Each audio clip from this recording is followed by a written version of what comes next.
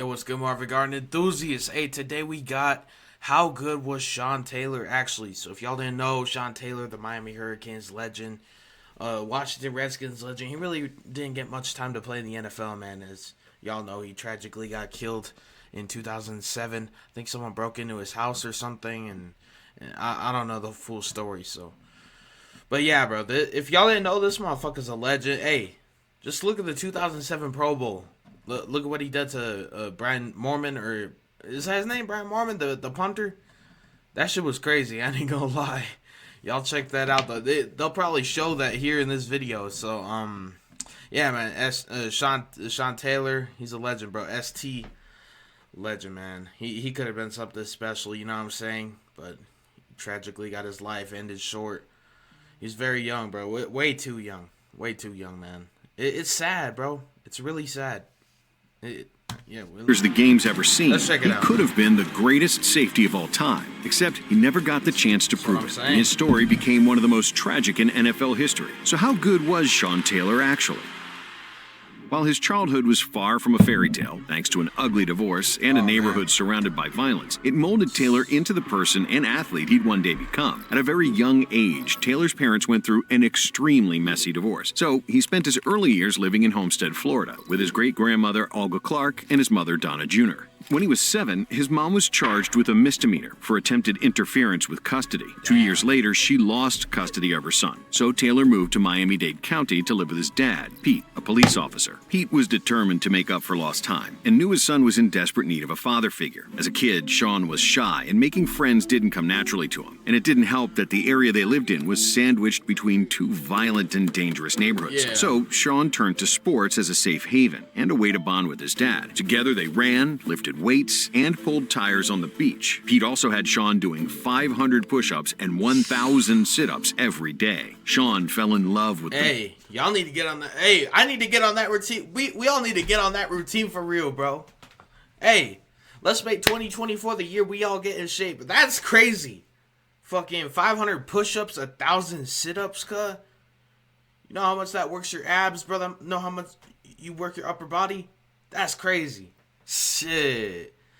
Hey, we need, all of us, the Marvin Garden enthusiasts, we need to get on that routine, bro, for real. grind. So much so that as he got older, he would train by himself and go out for midnight runs. His friends said that he would disappear for hours because he wanted to be alone and work out. Hell yeah. Running at nighttime, morning time. I love that. I love that mentality, bro.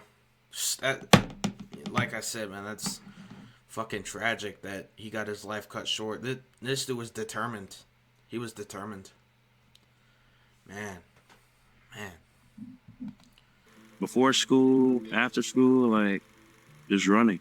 Time Taylor was in high school at Gulliver Prep, he had blossomed into one of the top athletes in all of Miami-Dade County, an area well known for sports. At Gulliver, Taylor starred on the football, track, and basketball teams. Thanks to the countless hours working out with his dad and by himself, he possessed a unique combination of strength and speed. On the gridiron, he played both offense and defense, shining as a running back and safety. As a senior, Taylor rushed for 1,400 yards and a state record 44 touchdowns, while adding in over 100 tackles. He played so fast and so hard out there that he once hit an opponent with so much force that the boy's helmet came off as his face mask and screws completely fell apart. After leading his squad to a state title, Taylor put his superhuman speed to further use by winning a state championship in the 100-meter dash and was one of the state's top 400. Bro was fucking fast, man. 100-meter dash sprinters. As an all-around freak of nature who would do whatever he wanted on the football field, Taylor was rated the #1 overall prospect in Miami-Dade County. He was also labeled as one of the top skill players in the country. And when it came time to choose a college, he had his pick of the litter and could have gone anywhere he wanted. But ultimately, Taylor decided to stay home and committed to the University of Miami. While he had grown accustomed to being the star on all of his teams, Taylor began his Miami career as nothing more than a small fish in a big pond. The Hurricanes were coming off an 11-1 season and had a unanimous All-American safety in Ed Reed coming back for his senior year. Stockpiled with future NFL talent, it appeared Miami... Another fucking legend. Bro, I think Ed Reed's one of the greatest safeties of all time, man. That motherfucker was different. he didn't have a need for Another Taylor. crazy safety, man. Taylor, bro, shit. If his life wasn't ended short, he could be like one of the greatest safeties of all time. He could be up there with Ed Reed, Troy Polamalu, Ronnie Lott. Shit. Services just yet, but all that changed once they saw how electric he was on the field. Becoming one of just 4 true freshmen on the team to appear in a game that season, Taylor carved a role for himself in Miami's nickel and dime coverage packages. He finished with 26 tackles as the Hurricanes won the national championship. Heading into the following season, expectations were not only high for the team, but also for Taylor in particular. With Reed gone after being drafted in the first round, the responsibility now fell on Taylor to anchor Miami's stout defense. Yep. He stepped up and finished with 85 tackles, 15 pass deflections, 4 interceptions, 1 forced fumble, 1 blocked kick, and 1 punt return for a touchdown. That is God numbers for a safety, bro. Strong sophomore season gave him the confidence to take his game to a whole other level. As a junior, he etched his name into Miami football lore by winning the Big East Defensive Player of the Year and was named a unanimous first-team All-American. That season, Taylor led the nation in interceptions with 10 and set a school record with 3 pick sixes. In addition to being an elite ball hawk, Taylor also blew up his fair share of opponents with his ferocious hitting. As legendary college football coach Bobby Bowden put it, he hits as hard as he covers. After Taylor's dominant season with 1 year of eligibility still remaining, he decided that it was time to move on and declared for the 2004 NFL Draft. I'm Sean Taylor, University of Miami, the hardest hitter in the draft. A close family friend said he left school early to take care of his family and his mother. His whole family was a big part of that. Sean was her entire world, and they became very, very close as the years went on. He wanted to bring that family together. Yeah. It's still unclear how or why it happened, but Taylor and his mom had reconnected. On draft day, she and Taylor's great-grandmother were right by his side. Unlike most potential top picks, he chose to skip a trip to New York City and instead had a draft party at a friend's house where he invited his younger brother's Pop Warner team after spending $17,000 on gold and diamond national title rings for them. Ahead of the draft, Taylor had established himself as a can't-miss prospect. Along with his extremely impressive college career, at Miami's Pro Day, he ran a 4.51 40-yard dash. A 6'2", 230-pound safety simply isn't supposed to be able to do that. And it's why Taylor became the first 6'2", 230 pounds. He ran a 4.1. First defender off the board when the Washington ran a 4 can't-miss prospect. Along with his extremely impressive college career, at Miami's Pro Day, he ran a 4.51 40-yard dash. A 6'2", 200. That's still great for a 6'2", 230 pound. Damn. 30-pound safety simply isn't supposed to be able to do that. And it's why Taylor became the first defender off the board when the Washington Redskins took him with the 5th overall pick, which was super early for a safety. Washington Redskins select Sean Taylor. The Texans GM at the time, Charlie Casserly, said, traditionally, you can get safeties that can play pretty good for you, even go to the Pro Bowl in the later rounds. So if there's a choice, you can move the safety off a little bit farther. But Washington just couldn't wait after seeing something special in Taylor. The Redskins had a huge amount of belief in him. Unfortunately, the organization soon found itself disappointed and frustrated with their top pick. Taylor was fined $25,000 for skipping a mandatory rookie symposium. Well, it's 3 days. They teach you how to be an NFL football player. He said, I'm not doing this. What are you talking about? He said, I'm going back to Miami. It was an unideal start to his pro career and a sign of future off-field problems to come. Luckily for Taylor, with his ferocious hitting. Oh, my bad. Bro said, I'm not doing this. I'm going back to Miami. That's crazy, bro. The belief in him. Yeah, I heard about that. I heard about that shit, bro. The organization soon found itself disappointed and frustrated with their top pick. Taylor was fined $25,000 for skipping a mandatory rookie symposium. Well, it's 3 days. They teach you how to be an NFL football player. He said, I'm not doing this.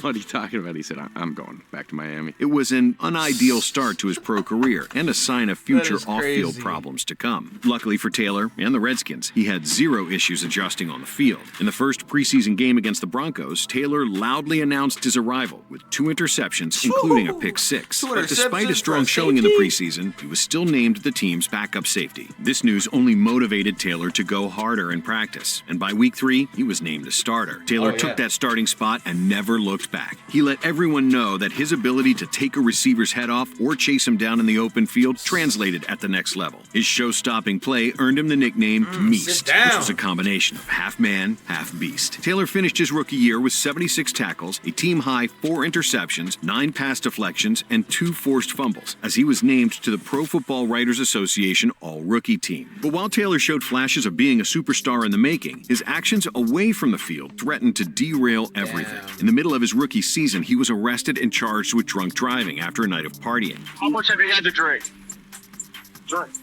Just one drink? While that charge was later dismissed, Taylor, during the ensuing offseason, was charged with a felony for aggravated assault with a firearm. His erratic behavior was troubling, to say the least, and Taylor's unwillingness to change almost cost the Redskins their season in 2005. And I was kind of looking at it as a coach going, man, we got a great player, but this guy, he's going to be hard to handle. With 70 tackles, 2 interceptions, 10 pass deflections, and 2 forced fumbles, Taylor helped Washington there's make... some players, they're fucking beasts, man. Like Terrell Owens, for example. Fucking amazing players. But their actions off the field, it just gets to be too much at some points, man. Its first playoff appearance since 1999. And then their wild card matchup with the Buccaneers perfectly encapsulated the roller coaster that was dealing with Taylor. During the first quarter, he gave the Redskins a 14-0 lead by returning a fumble 51 yards for a touchdown. Sean Taylor! We haven't heard a whistle yet, and Sean Taylor has gone for the touchdown. But then in the third quarter, he was ejected for spitting in the face of Bucs running back Michael Pittman. What the fuck? In the third quarter, he was ejected for spitting in the face of Bucs running back Michael Pittman. The word we got is he spit in Pittman's face. Oh, shit. Even though Taylor denied... Nah, that's crazy. Nah, that's crazy, bruh. Nah, that's wild. ...spitting. This wasn't the first time he had been accused of doing so. We in the ref face. No, he didn't do it. And we go back and watch film, and you just see big as day. The spit glob coming out. During his rookie season, he allegedly spit in the face of Bengals wide receiver T.J. Houshmandzadeh, but there was no clear video evidence of it. Nonetheless, with Taylor ejected from the game... Sean Taylor, why were you spitting in motherfuckers' faces? Nah, that's crazy. I don't blame Michael Pittman for fucking pushing your helmet, man. Washington was forced to find a way to win without their anchor on defense. Damn, this motherfucker's going around spitting on people. No, that's crazy. Into the 2006 season, all eyes were on him, and not for the right reason. Although Taylor's on-field play had been strong, all of the outside noise about his character finally forced him to look inwards, and he attacked that season determined to silence his haters. Taylor showed up to practices before anybody else, as coaches regularly saw him working out on the field an hour early. Hell yeah. He wasn't just doing this for show, either. Washington's defensive coordinator Greg Williams said he thinks he's doing it when no one else is watching. He didn't want credit. His credit is exerting his will on people on the field. Yep. Having cleaned up his act and gotten his priorities straight, Taylor was a man on a mission who couldn't be stopped. He took out all his frustration on his opponents. Taylor led the team in tackles with 114 and forced fumbles with 3. Throughout the year, Williams often called Taylor the best athlete he had ever coached. All this grinding behind the scenes paid off as he was named to his first career Pro Bowl, which provided fans and players with an unforgettable moment that over a decade later still finds itself going viral on social media. In an all-star game known for its lack of effort, Taylor broke the norm. As Bills punter Brian Moorman tried to run for a first down on a fake punt, Taylor completely laid him out. It was a move that shocked commentators and electrified everyone in attendance. While you could argue that there's no I respect the hell out of Brian Moorman, though, for getting back up and shit. Like, he took that hit, but he got right back up. Hey. For that type of vicious hit in an exhibition game, NFL was different back then, especially in the Pro Bowl, man. Nothing more than Taylor being himself. I don't know if I'm gonna go live for the Pro Bowl. Like, is it like even the Pro Bowl anymore? It's so stupid. How to play the game one way, at full speed with reckless abandon. It was a playing style that earned Taylor the respect of everyone watching and put the fear in everyone else going up against him. Ahead of the 2007 season, Sports Illustrated named Taylor the hardest hitting player in the league, and not a single person argued with this title. Not against my Cowboys, though. Not against my Cowboys, though, man.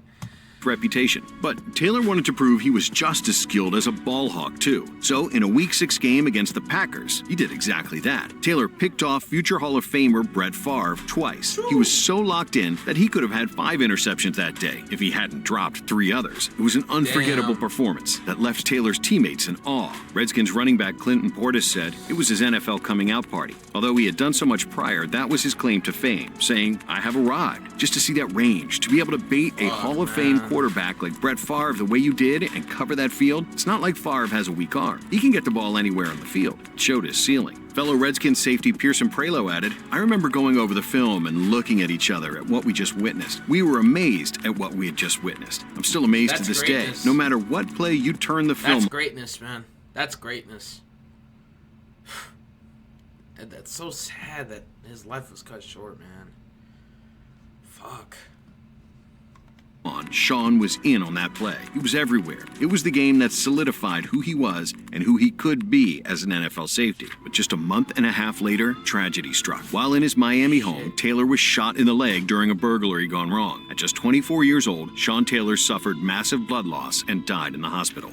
He said that he never seen a man fight for his life Fuck. as hard as he did. At the time of his death, he was second in the league with 5 interceptions. Taylor was posthumously named to that year's Pro Bowl, an honor that's never been done. The fucking, you know what I mean? The Washington Commanders, they made that fucking, that shitty ass memorial, man. Like, build that man a statue, bro. Build that man a statue. That shitty ass memorial, fam. Ooh, you know what pissed me off though was when Jackson Mahomes was doing TikToks in on the number 21. Oh my god, bro, that shit pissed me off, fam. I don't know if it was like, I don't know if he did that on purpose. He said that someone told him to go over to the number, but either way, bro, he probably didn't even know who Sean Taylor was. That's still disrespectful though, man. Doing that shit on before. During the game, that has each nothing Redskin to do with player this though. That has nothing, but still. wore number 21, and on the first play, the NFC lined up with just one safety. It was a nod to a legend in the making who was taken way too soon. His one-of-a-kind, fearless playing style will never be replicated, but it will also never be forgotten. As a potential future Hall of Famer on the field, it's just as important to remember his impact away from the game. Taylor had come a long way in his maturation and always put his family first. He gave his mom $222,000 to purchase a 3-bedroom townhouse. He handed out checks or bags filled with cash to for real, bro. When I get rich, man, I'm gonna hook my mama up, man. Like for real. Like that's real shit. When you could hook your mama up, bro, that means you've done your job, fam. Siblings, half-siblings, and cousins. He purchased a $900,000 home just for his family. The family house. Everybody can come there and feel comfortable. Whenever I was around all of them, it just made me feel whole. And even shared his bank account with his dad. Taylor was a family man who just so happened to also be an amazing football player. The impact he made on the NFL in just 4 seasons is a testament to just how special he was. His legacy will forever live on. See that I didn't like that memorial shit, bro. I don't know. I think they should have built bro a statue. I ain't gonna lie. But hey, what y'all think about the video, man? Yeah, bro, legend lost way too early. Like extremely way too early. Man. But y'all let me know what y'all thought about this video. We'll see y'all next time. I'm out. Peace.